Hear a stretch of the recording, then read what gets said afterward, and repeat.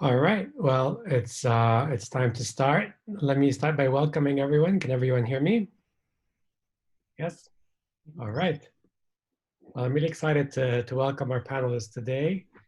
Thank you for joining us, Nuno and Olin and Lindsey, from across different states.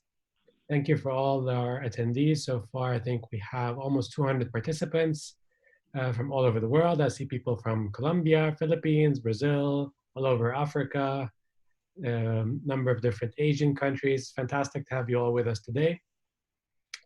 Let me start by maybe giving our panelists a chance to introduce themselves briefly. So Lindsey, would you like to start first? Sure. Are you able to hear me? Yes.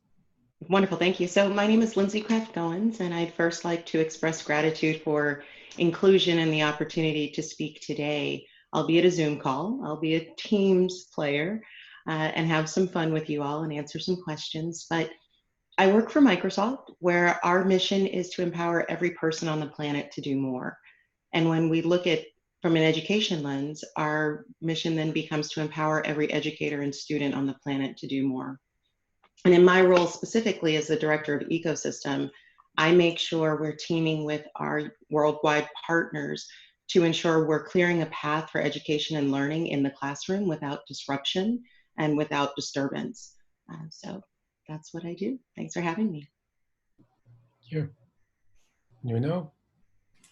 Thank you, Fadl. Welcome, everybody. Thank you for the invitation. Thank you, Nexford University, for organizing this event. My name is Nuno Fernandes. I am the President CEO of Ilumno. Ilumno is a strategic growth partner for universities. For the ones joining from the US, we are an OPM, online program manager company. We are the biggest online program manager in Latin America, and currently we have about 170,000 students in our platform in different countries all over Latin America: Colombia, Panama, Costa Rica, Argentina, Brazil.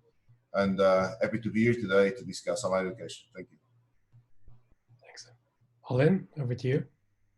Well, thank you, and welcome to everybody around the world. My name is Dr. Olin Oedekoven. I'm President and CEO of Peregrine Global Services. In our company, we provide assessment and services and online courses and programs to schools around the world to help them with their programmatic assessment requirements for accreditation.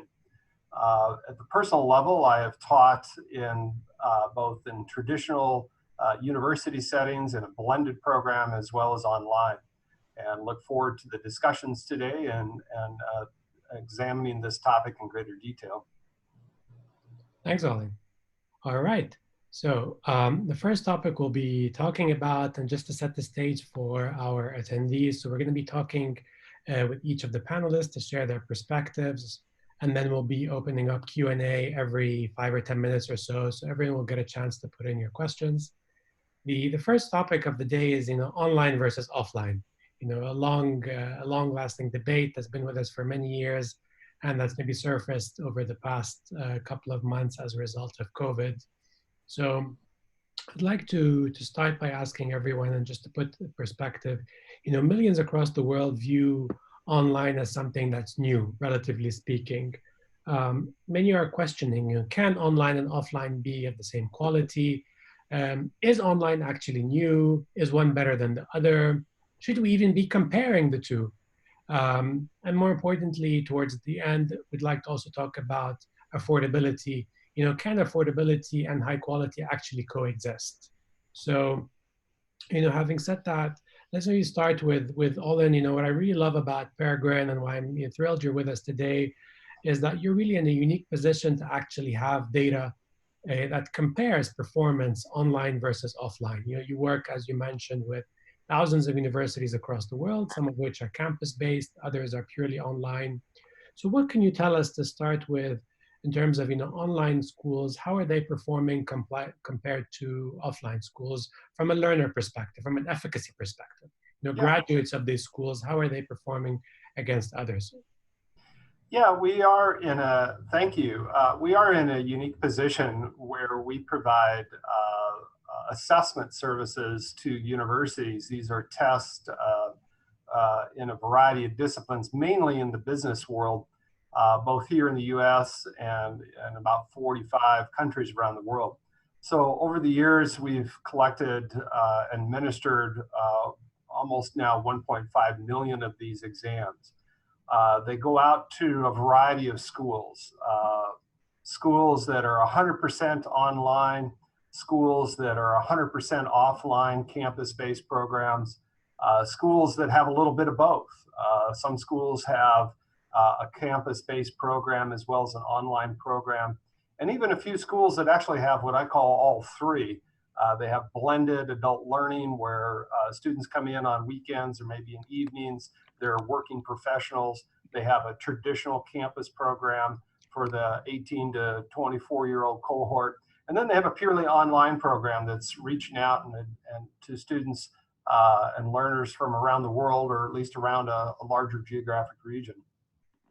A few years ago, I thought it might be interesting to do a direct comparison because we are in this unique position where we administer the same test. It's a knowledge-based test based on, say, the disciplines in business that you learn and when you go to business school, economics and global dimensions of business and these kind of marketing and these kinds of topics. And what I thought I would do, because we do have so much data, is do a side-by-side comparison to see what, if any, differences exist in the knowledge levels of students, graduating seniors, who have graduated from an offline school, a blended school, and a purely online program, whether it be at the same campus or multiple campuses. And you know, the punchline here really is, you know, I'm turning my head because I just happened to pull up the data here so I could read it correctly.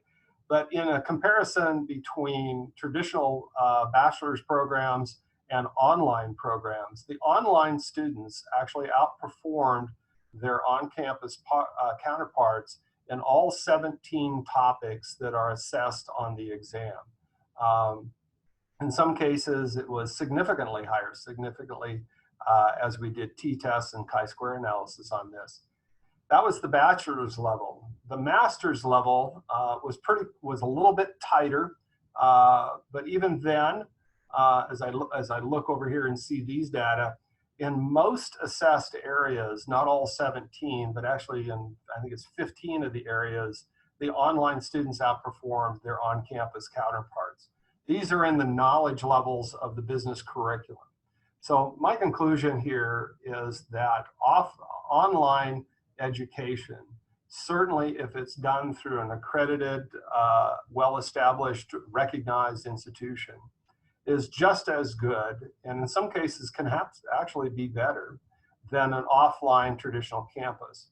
But the student demographics here do play into this. The student demographics are very different when you look at an online, purely online program compared to an offline traditional students, say, going to school. So you need to consider the demographics involved here. But the bottom line is that online education, when administered well through a recognized, accredited university, is just as good, and in some cases not, and maybe even better, from a knowledge-based perspective than the campus-based programs. Wow. Thank you for that, Olin. So Lindsey, I'd like to move to you. You know, when we talk about online, especially now in kind of, you know, COVID era, many people think that online is really a function of technology, meaning as universities try to move online, you know, we have to invest a lot in technology, we have to buy these tools, and we have to, you know, who do we go to? Whereas in reality, maybe going online actually isn't so much about technology as much as it's about, you know, whether it's culture or mindset or preparedness before you actually invest in the tools. So maybe talk to us from your experience at Microsoft. I'm sure you've worked, you know, with dozens and dozens of universities all over the world, you know, going online over the past couple of months and over the past years.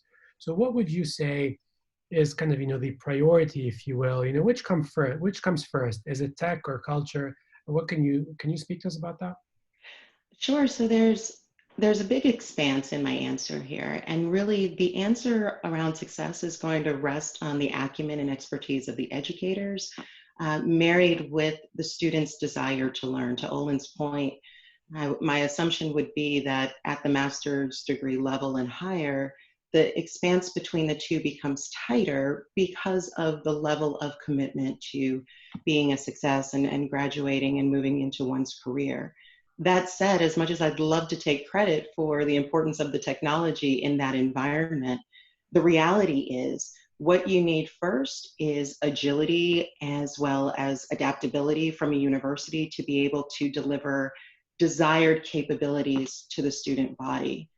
At Microsoft, we see success in these two areas rooted in maybe four factors, being security, accessibility, and meeting the student where they are. There needs to be a personalization component so that we're mapping to specific learning styles. And the final piece that we don't want to ignore is the sense of community, a sense of a hub where one can learn from diverse perspectives and really enhance what's being brought to them in the classroom and bouncing off different areas of expertise from their peers. So when you marry all of that together, again, the adaptability and the agility of the university, providing a secure and accessible environment where there's a sense of community with the student's desire to do well, that's where you'll have success, whether it be online or in a traditional classroom. And having equity is the responsibility of the university, partnering with technology firms such as those here today to make sure we're delivering that at scale. Thanks, Lindsey. Over to you, Nuno. So, as you mentioned, Ilumno's worked with dozens of universities across Latin America. You guys have taken universities that used to operate purely offline to online, operating both hybrid as well as purely online programs. I think you mentioned you have about 170,000 students right now that you service. So tell us, when you talk to universities, what are the incentives or what are the reasons they want to go online in the first place? And the reason I ask is to provide kind of context to our attendees today on this webinar who may be at traditional universities thinking of moving online, or even talking to their own universities, asking them, when are you going to move online? So what would be the incentives and kind of the reasons why these schools wanted to move online in the first place? Pre-COVID, obviously. Thank you, Fadl. Yeah, absolutely. So there are several reasons. The most important reason is that in Latin America and also in the US, quite frankly, the on-campus market has been declining for years. So you have this quite unique situation where you have the same number of universities, but every year you have less students. So they see online education as a vehicle to increase their revenue and their population. And quite frankly, that's what they have to do. So they see it as a way of expanding their market and getting more students because they know that on campus is declining and will be declining moving forward for two reasons. The first reason in Latin America specifically is because you have less young people. So as you have less young people, you have less people that naturally attend higher education. And the second reason is because young people, they question themselves if spending 4 years in a classroom is really the best usage of their time and their money. It's somehow a strange thing for them to think that I'm going to spend 4 years inside the classroom listening to a teacher, because that's not the reality they live in.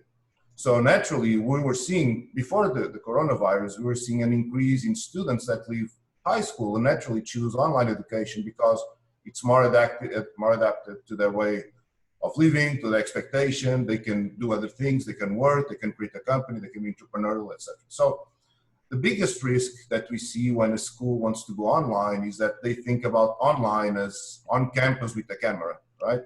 And I always use this example that, that would be the equivalent of going to Broadway and putting a camera and filming the Broadway show and saying that you're doing a movie. Doing a movie is not filming a Broadway show. It's not that one is better than the other. Both have a lot of advantages. Both have some disadvantages. It really depends on what you want, what your expectations are, your lifestyle, your family, your work. So there are a lot of factors that you should take into consideration when you decide to study on campus or online. But like Lindsey said, it's not about buying technology. It's much deeper than that. When you want to go as a university, when you want to go and be competitive and successful online, you have to be prepared to do a digital transformation of your institution. You have to be prepared to serve students that can be anywhere in the country, as in your case, anywhere in the world, and they want to be served 24 hours a day, 7 days a week. So it really requires a transformation of the school from the inside. And I think that's the biggest struggle for the university, because it's not so much the faculty creating the content, it's more how the university will adapt itself to serve students in an online environment and provide a good service and a good attention to the students that can be all over the world. So I think that's the biggest challenge for the schools, is that they really want to incorporate this digital transformation, and they really believe in it, and that they are ready to move forward to the next step. Thanks, Nuno. I will take in a couple of questions. So we have a question from one of the attendees asking about, online quizzes, which I think, is a question many people are thinking about in general, whether it's quizzes or assessments in general, whether it's Peregrine or any of the other forms of assessments. What is the level of authenticity of these? What do you have to say to those who question, things like, whether it's plagiarism, or how can I verify, is this the actual person taking the assessment? And therefore, how do I value the actual grades and the results that an organization like Peregrine shares? So maybe, Olin, would you like to start with that? Yeah, it's a common question that comes up. It's a deep question here. It begins with, how much do you incentivize the test or assessment, for example, which is an end of program test? If you make the test so incentivized that it will cause somebody to make an ethical choice here, I would submit you're over-incentivizing it. On the other end of the spectrum is, you can't necessarily just say, here, students, here's a test, please do your best, but I'm not going to provide any rewards associated with it. People will tend to blow it off, so you've got kind of both ends of the spectrum. In our platform, we've introduced a number of measures to protect the integrity of the assessment process. Leaving the screen, for example, your screen goes blank, and things like that. Other schools, and we work with different partners, there's way to do proctored online tests if needed, where literally it's turn the camera on. There are vendors who provide that kind of service and are used. Schools will sometimes administer a test remotely, but in a proctored setting where there's a professor who's watching all the students, and they can see, is that really the student that I thought it would be taking the test. There's tracking systems for keyboard strokes. With our test, you should never be touching your keyboard. There's ways to protect the test, so I can't use my cell phone, phone a friend and say, so what's the answer to this question? So there's a variety of ways in which we can protect the integrity of the exam process, and we've incorporated many of these into our assessment services so that the test results are valid and reliable over a period of time. But yeah, and so there are ways to address this, and many schools, most schools do that. So thanks, Olin. And Nuno, we're getting tons of questions on emerging economies, kind of, poor countries where the level of income is lower than the US, which is, the case in many countries you've worked with in South America, many countries we're involved with, as Nexford. So the question, I guess, is, how can online education really be an enabler for this sort of kind of economic mobility or social mobility? Is there a real opportunity here for online universities and online education to reach those who otherwise would not have been able to access, the same level of education? The average undergraduate tuition today in the US, I'd say, is what, maybe $20,000 a year? That's affordable to less than 1% of the world. So what could you answer? How could you answer these people asking us again, how come developing economies jump on this trend or bandwagon, if you will? That's a great question, and that's in fact what has been happening in Latin America specifically. The schools in Latin America, they started with a mission of expanding access to education, and therefore from the beginning, online education, I'm talking about the year 2000, 2005, that period, and everything started in Latin America. They entered the market with lower prices because they wanted to expand access to education and provide education to people that usually would be left out for economic reasons, family reasons, work reasons. So they position online prices lower than on campus exactly to increase that base. If you look at Latin America in 2002, 20% of the people that could potentially go to university would go to the university. That means that 1 out of 5 people would actually have access to higher education. Last year, it was almost 50%. So it increased the penetration of higher education from 20 to 50%, or exactly 48%, over the period of 18 years, which is amazing. And online education has a lot to do with that. Online education allows expanding access to higher education, to quality higher education, and allows transforming societies and transforming families and providing better quality of life. So we're seeing some countries in Latin America that currently already have 30, 35% online penetration. Some countries are at 10, but it has been growing continuously for the last 12 years. So I think that for lower income countries, online education is really the way to expand access and to provide education for the majority of the people that otherwise will not have a possibility of studying. And with education, we all know that's proven 2,000 times per year that on education provides better quality of life, provides economic development, provides social development. So the more people we have educated in the countries, the better it will be for the country. Even in the US, quite frankly, if you look at 2002, 60% of the people would enroll in higher education out of the potential 100%. Right. In 2018, it was 80%. So it went up from 60 to 80%.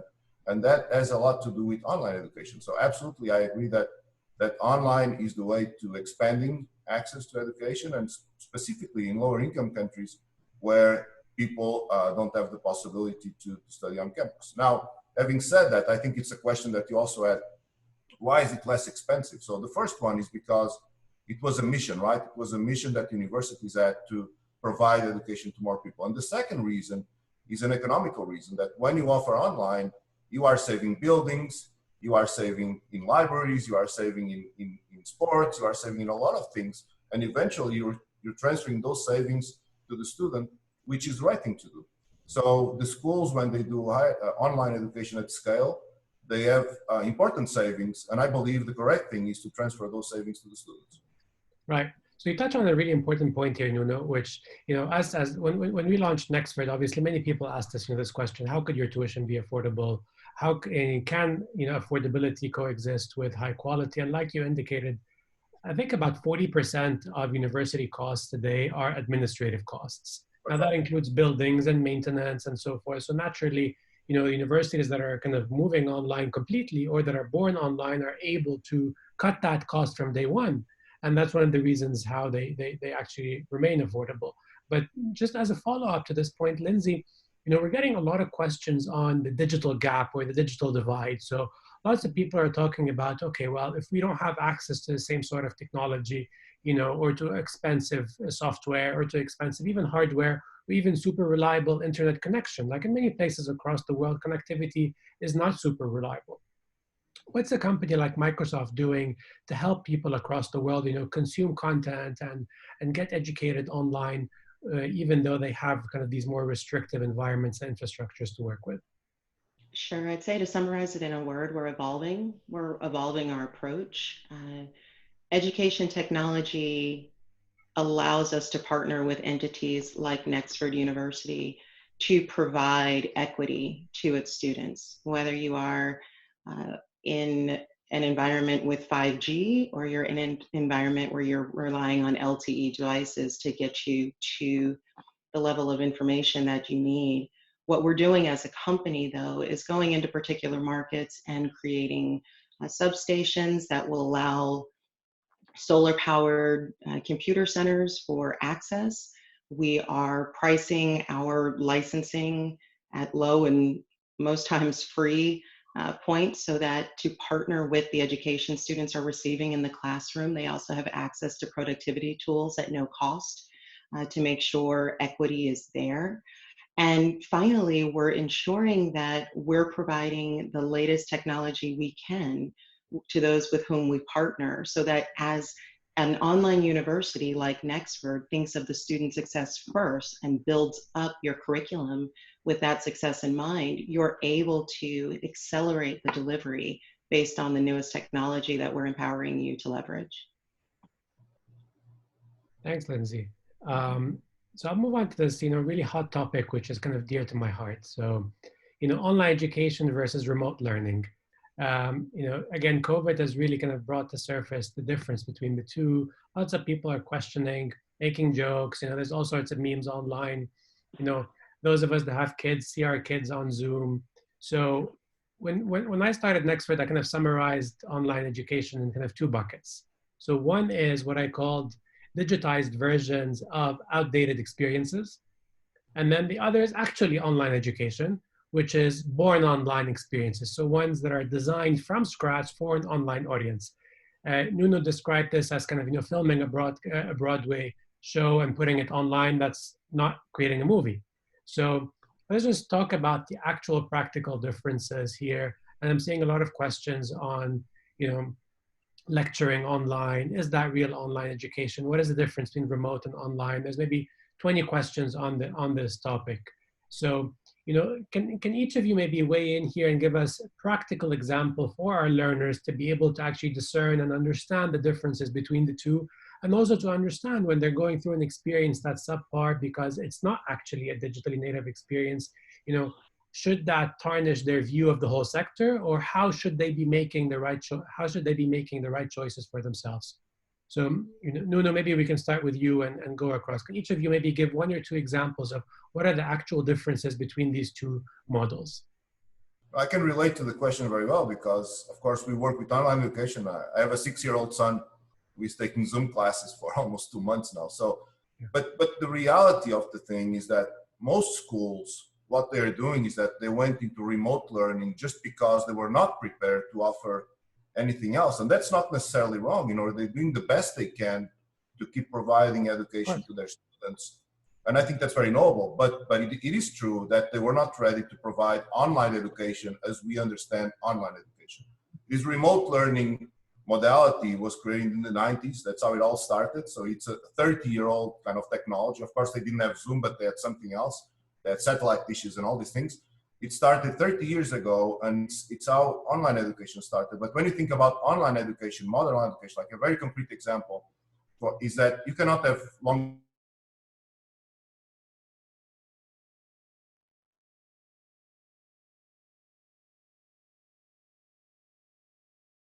than 5 minutes, for example. Then you should move on to something else.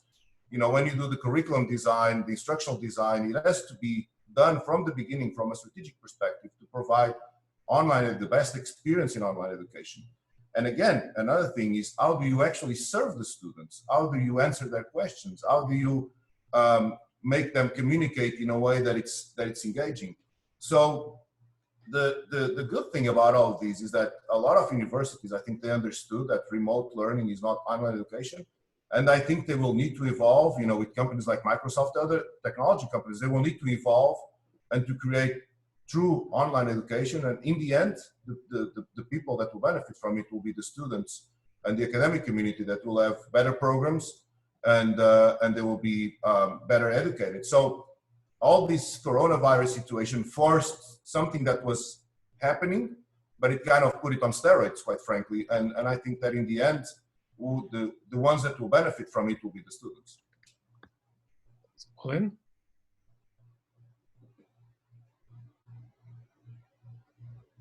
I would offer my perspective on this. I've taught in both a campus-based program and certainly for an online institution. I've written syllabi and developed course content for both an on-campus versus an online.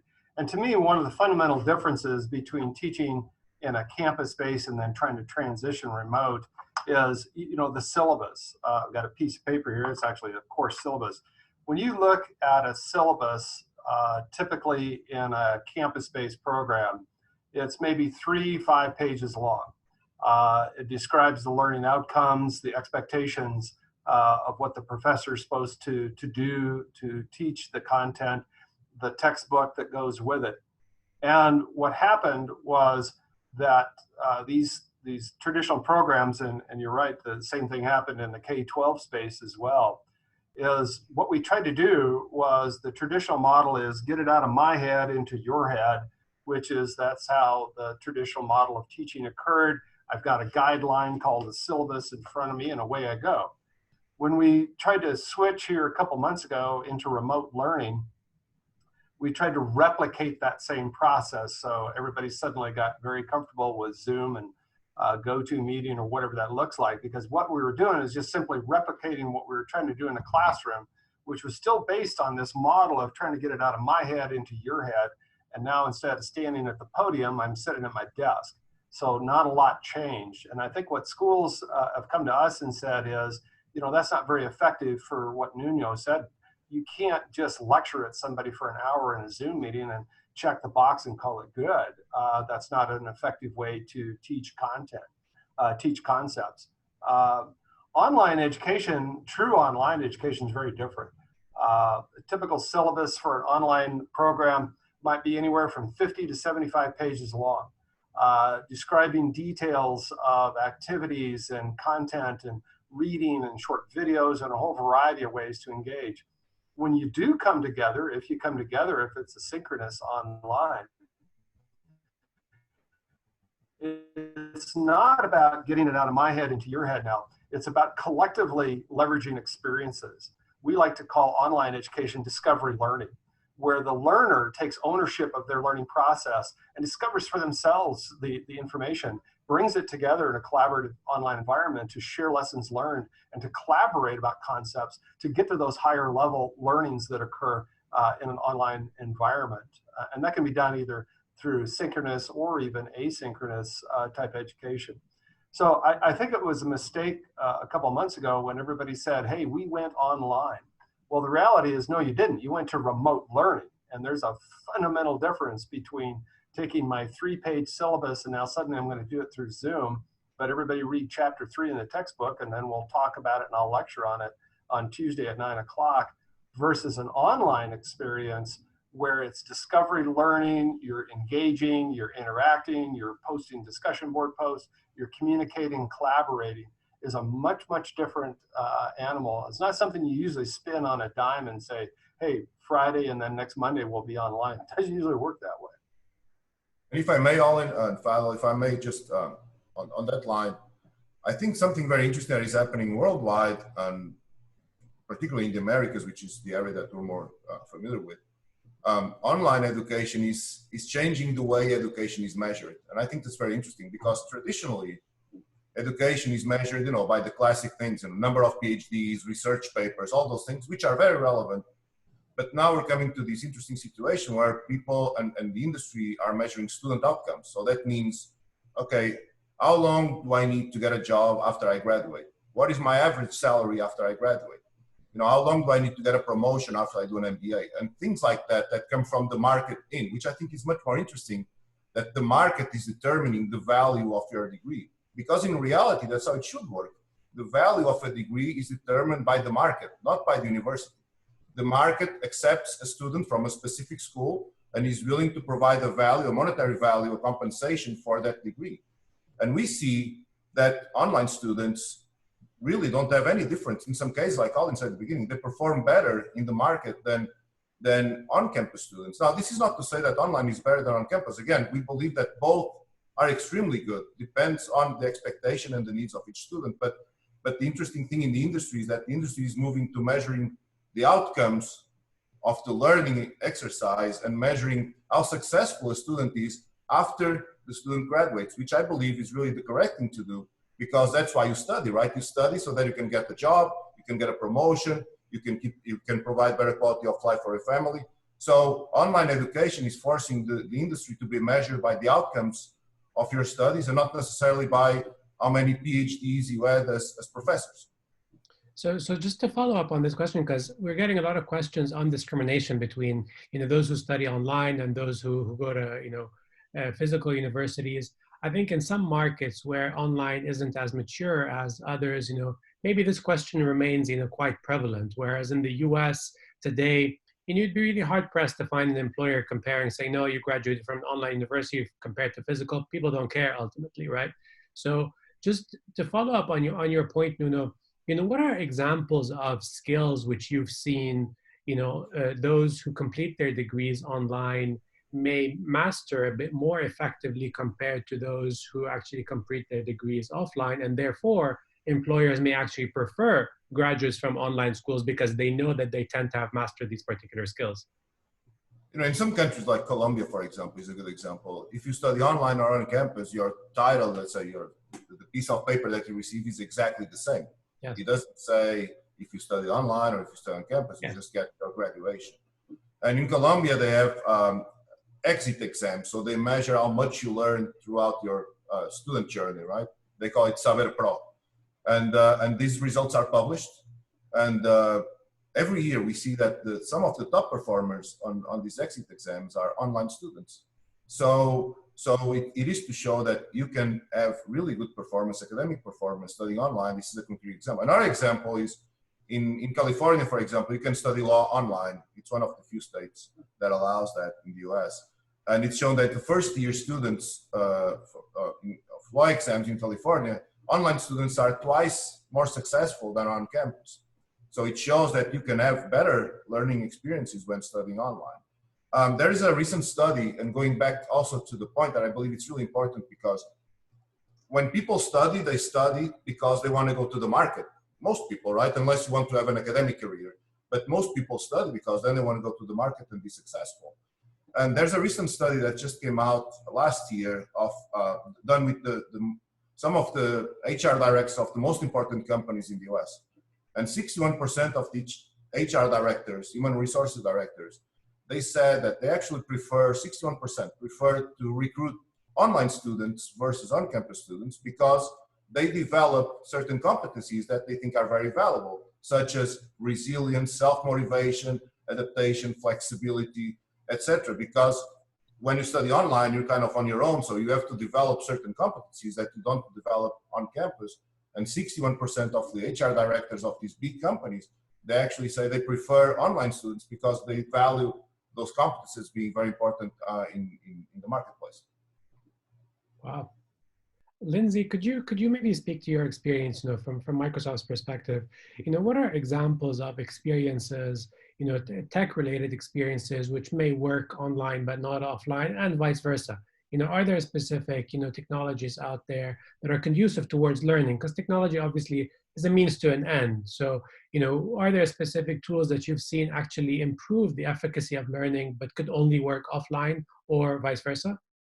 It's a very interesting question, and quite often technology works to the level of acumen that the user might have. But what we're seeing at scale and globally within higher education specifically is the first technology element that any entity needs to have is a security foundation. And then again, adding in the community collaboration element, and in a best case, providing analytics for predictive learning. When an institution then enables remote compute resources, let me say that again, scale becomes infinite. And that then makes opportunities similarly limitless. And so all of this is really around prioritizing the student's experience. But what is most important is the equity of the education experience the student receives. So my number one recommendation would be for any entity to take part in leveraging a technology that provides the same experience online as it does offline. So that, to your earlier question, if you have someone who's in an environment where internet is not available, or there's a natural disaster and internet becomes no longer available when it once was, the student still has the ability to progress their education and progress that skill set that is then needed for them to step into career. Thanks, Lindsey. Before we move on to the next point, Olin, I just want to go back to the assessment data you mentioned earlier, because I'm seeing we're getting tons of questions, still around kind of the efficacy of online. So maybe can you repeat some of, the stats that you have? And I don't know if this is confidential, but if you're able to disclose examples of the schools that you guys work with, so I know there's some of the top business schools, in the US and across the world use Peregrine. So could you just recap again on what your data is showing with regards to the efficacy of learners, or kind of I would say the resonance. So, how much of what they're learning has actually resonated with them upon graduation at online schools compared to offline schools? Yeah, the assessment we provide to schools that's administered to graduating seniors, both at the undergraduate and graduate levels, is built around the accreditation requirements for what knowledge is taught in a degree program. So there are specific requirements. You're getting a bachelor's degree in business or an MBA in business. Through accreditation, there's an expectation that you're going to teach and that students will learn certain concepts and principles. So our, like Nuno says in Columbia, they do a kind of end of program test at the university level for the Colombian government, similar to what we provide for accreditation purposes. And what we have found when we have compared student performance on these tests between online and on campus is that at the bachelor's level, looking over here at my chart, online students tend to have slightly higher knowledge levels compared to their on-campus counterparts. In a master's program, it's a little tighter, but still again, masters online tend to have a slightly higher knowledge level with these areas compared to their traditional master's counterparts. And there's a variety of factors that we could talk about, but in the interest of time, why that is. Certain demographic variables and things like that play into this. But the most important thing here in terms of where do these data come from? These are coming from accredited institutions. And the great equalizer in the discussion of is it on campus or online is accreditation. Accreditation is that equalizer of quality. Many of us don't pay a lot of attention to accreditation when you're selecting schools, but and as an employer, I don't look at, did you get an online degree versus an on-campus degree? That's really irrelevant to me. What's more important to me is, did the school you went to, was it recognized accreditation? That's the quality assurance standard that we as employers look for. And there are, as long as that program has recognized accreditation, and just as there's bad online schools and bad on-campus schools, there are bad accreditors and quality accreditors. So you look at the accreditation itself that it has, and if you're uncertain about it, you look at the world stage and say, is that accreditor accredited? And there are only about 3-4 entities that accredit the accreditor. Here in the US and in Europe and elsewhere, there are organizations that verify the quality of the quality assurance agency. So that's the great equalizer in all this. But you can find bad education anywhere. But to select a good program, you should look at its accreditation status and then select whether it's online or on campus really is what fits best for you and your lifestyle. As Nuno says, not everybody can go to a traditional 4-year institution. They can't travel, it's costly, whatever that kind of looks like. But rather, look at the accreditation status, pick a program that's right for you, that meets those expectations. And as long as it's accredited, the quality will be there because the quality is demanded by the accreditation bodies. Thanks, Olin. I think that, Olin, that's a great topic because I agree 100% that the quality of the university is the quality of the university, regardless of if it's on campus or online. That's just the delivery of the education you provide. So it's not very logical that a university say, well, I'm really good with on campus, but I don't believe that online has quality, because then what you're really saying is that you don't have quality as an institution, because the modality of delivering the education is irrelevant. Either you have quality or you don't have quality. Yeah. So it can't go both ways. I have quality on this side, but on this side I don't. So I agree 100% with Olin. The quality of the institution is defined by several terms. In the US, of course, by the accreditation. In other countries, by the ministries or whatever it might be. But the quality of the institution is not dependent on the modality of delivering the education. It's just a modality. You decide which one is the one that applies better for you based on your lifestyle and needs and etc. But both are equally good or both are equally bad if the institution is not providing quality education. Right. Right. So let's try to infuse some kind of positivity in the midst of a lot of negativity around us these days. So let's talk about kind of a post-COVID world. So is there any kind of positives that students across the world can expect as a result of the experience that we're now going through, that universities are going through, as a result of increased pressure, right?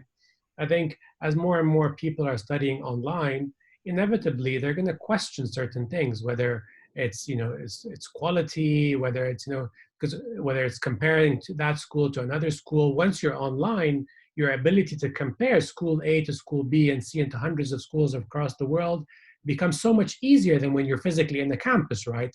If you think about that, it's very powerful. You could click, click, click, compare 10 schools in 10 minutes. Something you can't really do when you're in a physical environment. At the same time, more and more people are starting to question the value of that education. So to Nuno's point earlier, I fully agree with that.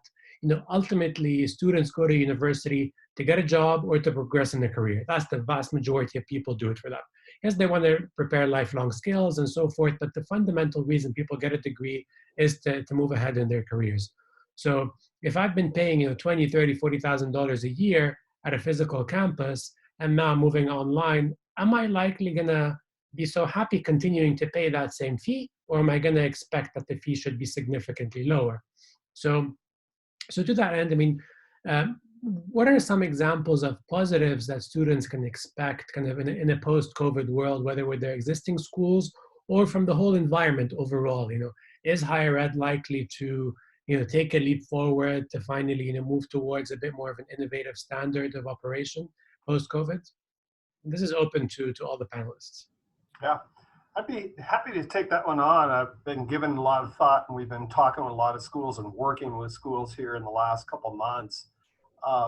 One thing that I'm seeing a trend on, and I think this will be a positive in the world of education for the next many years that's going to come about from this, is that schools will evolve from this traditional model of you come to class, I'm going to lecture at you for the next 50 minutes, you're going to take copious notes, and then I'll see you on Wednesday, and then I'll do the same thing on Friday. And that's been a traditional model of higher education that's existed for almost 1,000 years. And even today, when schools went remote, that I think was the realization of, that's not an effective teaching approach. Students aren't really grasping, now I'm doing it through Zoom, but I think it came back on them is, that's not very effective, how you do this. And so even when the schools that we work with that are campus-based programs, when they go back to their campuses, I don't think it's going to be the same model anymore. I think a lot of schools are going to progress to a flipped classroom or a blended approach. They're going to start looking at going these online resources, how can we blend this? So maybe when I do come to the classroom on Wednesday at 9 o'clock, I'm not going to lecture at you anymore. I'm going to engage you in activities that foster that learning process, that get you engaged in your own learning. And I think there will be a responsibility on the part of students to take control of their learning. And they're going to demand this of the institutions. And I think in a long ways, this is going to be a good thing.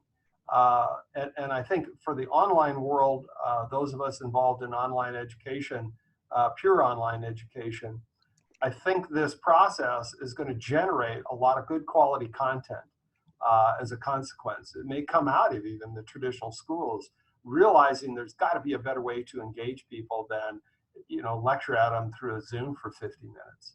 That there's got to be better ways to do this, and that even traditional textbooks are not particularly engaging. So I see those as two positives. A realization that we need to change how we traditionally even teach, and the opportunities that new content, new ways of presenting concepts is going to evolve. Interesting. So it's almost like a mirror. You're saying, people used to go into these lecture halls. There's 300 people sitting in the lecture hall. One professor speaks to them for an hour, and then they go home. Now they're doing that on Zoom, and they're realizing, oh, that's not such an interesting experience. People are falling asleep on the video. And therefore, once the campus opens up again, they're less likely to go back to what they were doing before. Is that what you're saying? Right. Lindsey, over to you. What do you think are some of the positives people can expect? Are there any positives post-COVID? Many positives, always positives. But I will say, even without COVID, the Institute for the Future issued a study 2 years ago that said 85% of the jobs that will exist in 2030 have not yet been invented. And so when you look at life, change is always going to be a constant. But the way to survive that change is to employ adaptability. And that's how we empower generations to come, whether they're going back in months or whenever the pandemic might allow us, to a blended classroom, to Olin's point, or to an environment that's 100% online. I fully anticipate an increase in online learning and opportunities because we know that 60% of those who are unemployed today are going back to a new career, and they're going to need skilling. They may need certification. But that's where education comes into play for students at any age and in every phase of their life. What has to remain the same, though, is that we must prioritize equity and the opportunity for students who are seeking a chance, regardless of what they might be leaving school to step into. There has to be a very agile space for creativity to flourish. And that's how we empower anyone seeking education and to foster their the betterment of their life to is needed for the business landscape of 2030. So yes, are there positives? Absolutely. People will welcome being in the same space at the same time again. People will relish in the fact that maybe they didn't need to sit in front of a chalkboard or in front of a whiteboard to take in the content that they need. But in that adaptability, we still have to remember that equity is first and foremost. And as long as the student is curious and we have the educators to deliver the content, we have a recipe for success at scale globally. So Nuno, back to you kind of on long-term impact on universities. So I think the question isn't really, is online going to disappear? Is it going to take over? I'm seeing a lot of questions from attendees. Is the appeal of online gonna really kind of dissipate, post-COVID? What would you have to say to that? What's going to be the appeal? What's likely going to be the long-term impact on universities? And from a customer perspective, what can they expect in terms of positives? I think quite the contrary. Online education, like I mentioned at the very beginning, has been growing for 15 years straight in Latin America and in the US. If you think about the US, prior to the coronavirus, 40%, 4 out of every 10 of the students were already in online or any kind of blended experience. If you think about MBAs in the US, 70% of the MBAs in the US were already online prior to coronavirus. So that means that 7 out of 10 students were already choosing to go to study online for an MBA versus on campus. If you look at Latin America, most countries, they have between 10 to 30% of their population studying online, depending on the country. Brazil certainly has a large part. Colombia is about 10%, Argentina about 10%. In Panama, Costa Rica is lower. In Peru, it's starting. So it really depends. But overall, I'd say 10 to 30% of the students were already online prior to the coronavirus. Now, of course, you have 100% in this kind of remote plus online education. Of course, it's not sustainable or logical to think that 100% of the students will stay online. But what I truly believe in is that online education will keep growing even more than it has been growing before. And remember, it has been growing at double digit for 15 years in a row. So if you think about countries like Colombia, in 2012, they had about 14,000 students online.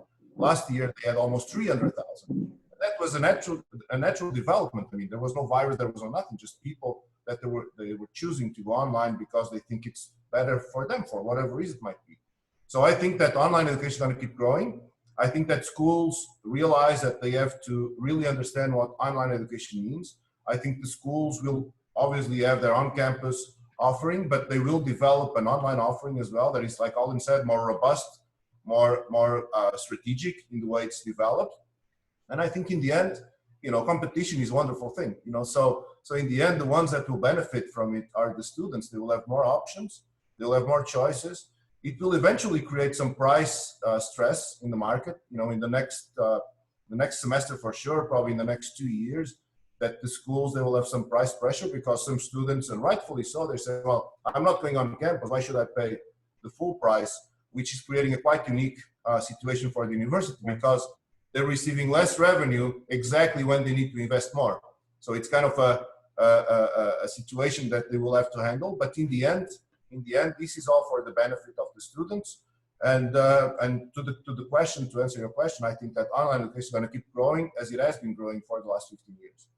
What would you all say to, I'm getting in questions now on personality, this whole theory that, face-to-face builds personality, it builds character. There, when you learn in the classroom, there's that physical interaction, there's the socialization, there's that, the ability to socialize with people. Guys can meet girls, girls can meet guys, it's a cool experience. We miss that when we go online. When I'm asked, I often say, there's nothing preventing you from continuing to socialize. And if you actually look at the majority of socialization that's been happening over the past years, it's actually happening online, not because of online universities, but because of Facebook, followed by Instagram, followed by, Twitter and so forth. So, when you look at the amount of interaction taking place online, I would actually go so far to say it probably exceeds the amount of social interaction happening offline today. So, when you're attending a school online, in my opinion, you can, take your learning experience online, but then, continue your socializing experience offline. But what would you all say to questions like, face-to-face teaching, whether it's from a tech perspective or kind of a pedagogical perspective or even assessment perspective? How could you replace that face-to-face experience with an online one? Can it really work? Mm-hmm.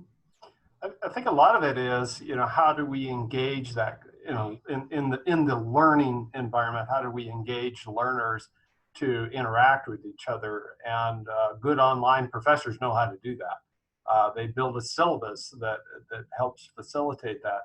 So while we tend to think of online education as very individualized, it's you and the professor, but good programs that I've been involved with, and all of us probably have seen, get the crosstalk going.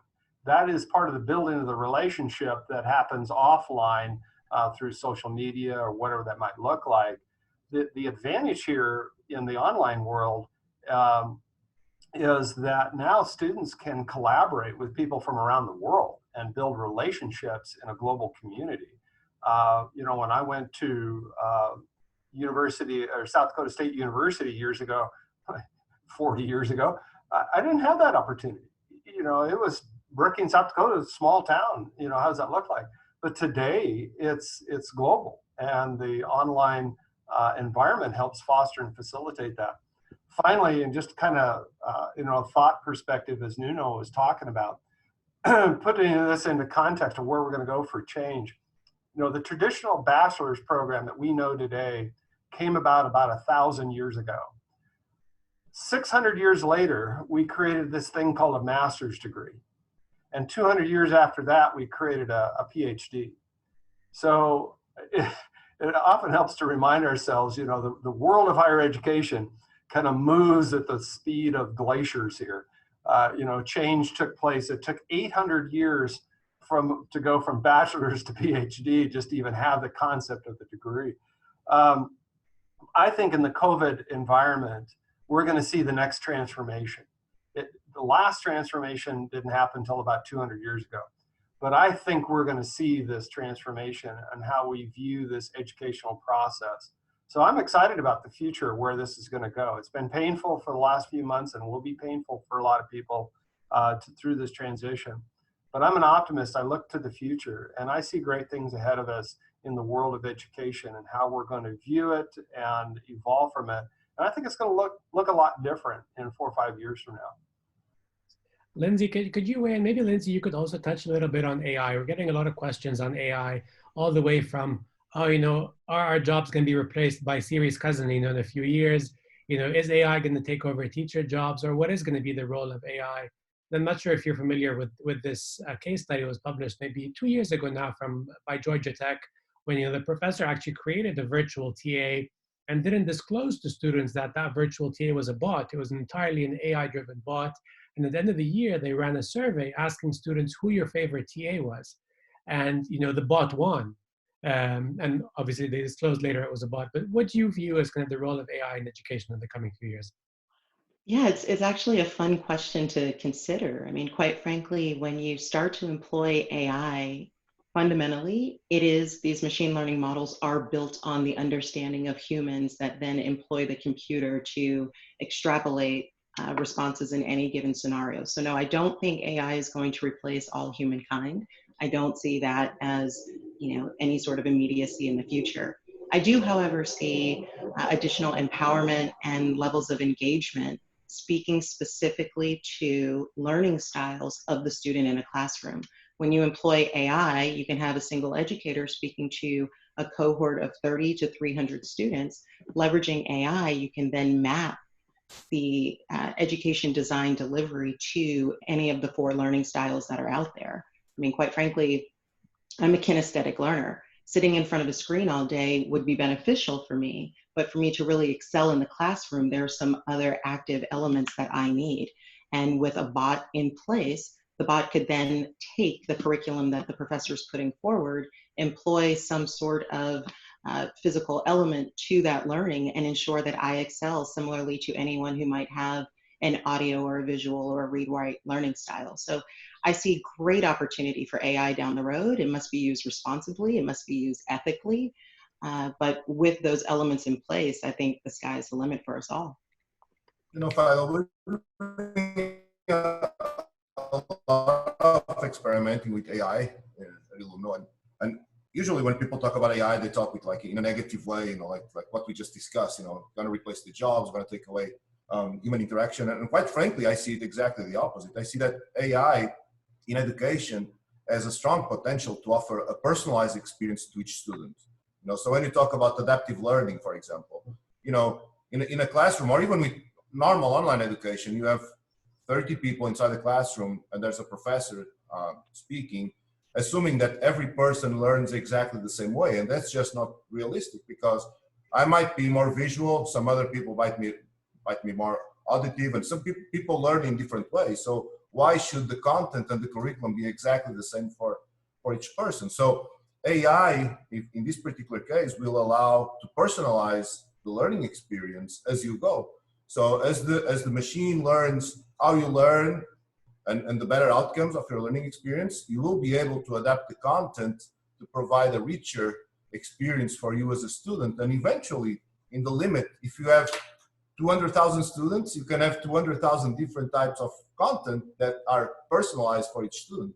And I think that's a fantastic thing to do. So it's not different than when you go on Amazon. If I go on my Amazon, you go on your Amazon, I'm sure that I will have different recommendations. Or if I go on my Netflix, I will have different recommendations because it's based on what I see, what I like. And in education, what AI allows you to do is to personalize the content and to provide a better learning experience for each individual student. And then you really got to this kind of singularity that each person will have its own path to graduation. And I think that's fascinating. It is fascinating. I know we're over time. Thank you for those who stayed with us. Panelists, one final question before we wrap up. How could what advice would you offer to our attendees today with regards to kind of education and business post-COVID? Unemployment numbers unfortunately continue to rise in the US and are likely to continue to rise across the world. What are specific skills that you're seeing might be in higher demand as a result of the crisis that we've seen now, or might be accelerated as a result of the crisis that the world is going through now, whether it's something related to digital skills or agility or whatever it is? What advice would you give our attendees what they should be focusing on in order to be more competitive in the job market over the coming few months? Happy to take that on. We just hired a new employee here about the first week of the COVID shutdown for us. So it was an interesting experience to try to do online onboarding where we traditionally do it in the office. But setting up for success. So I've been giving this a thought. What are the future skills that we need to have in employees? 3 come to mind. You said 1, agility. The ability to mentally wrap your head around a variety of concepts and principles and put those into practical application.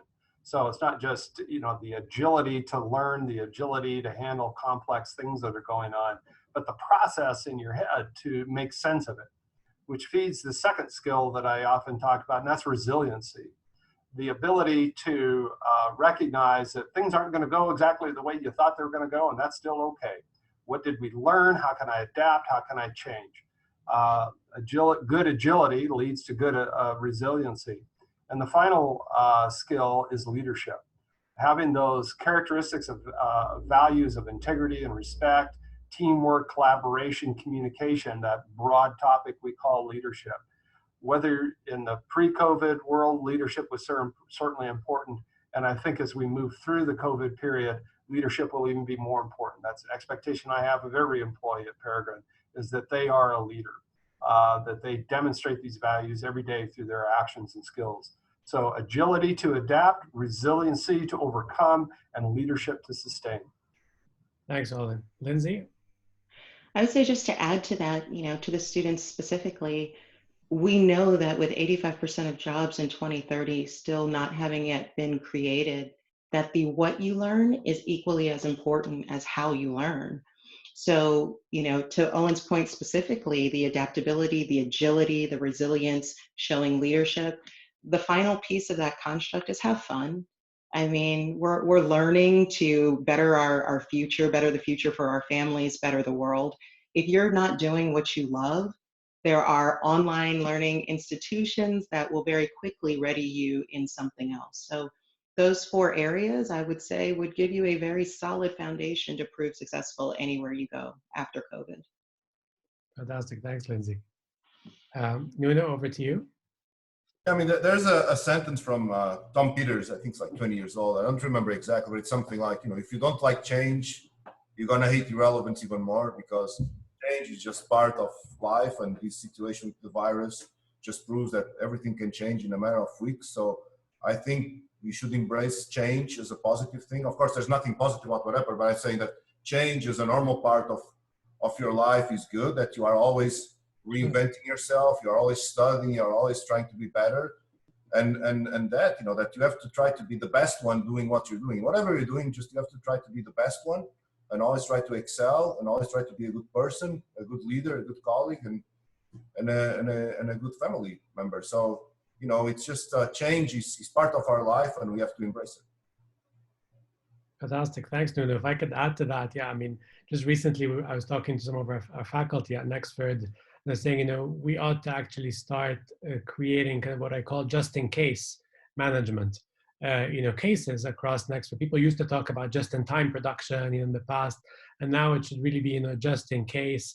And to add also to Lindsey's point earlier, I would say kind of, you know, learning how to learn is probably the most valuable skill that, you know, you ought to adopt these days. And again, you know, being impartial, but from an online education perspective, I think that's probably the most powerful thing you'll be able to achieve out of going through an online learning experience, where the responsibility lies on you to actually learn how to learn, as opposed to kind of being spoon-fed perhaps in a classroom and memorizing content and then doing well in an assessment. So with that, I think we're a bit over time, but, you know, thank you very much for all of you taking the time today. Thank you for everyone who's attended from, you know, all over the world. It's been fantastic to see all the interaction happening and all the great questions. Stay tuned for our next webinar towards the end of May. I believe on the May 28th will be our next one. Thank you again to our speakers today. Thank you for the opportunity. Bye-bye. Thank you. It's a great, great discussion. Enjoyed seeing and reading the comments and thoughts. Thank you very much for the invitation. Thank you, everybody, for being here. Thank you. Thank you. Bye.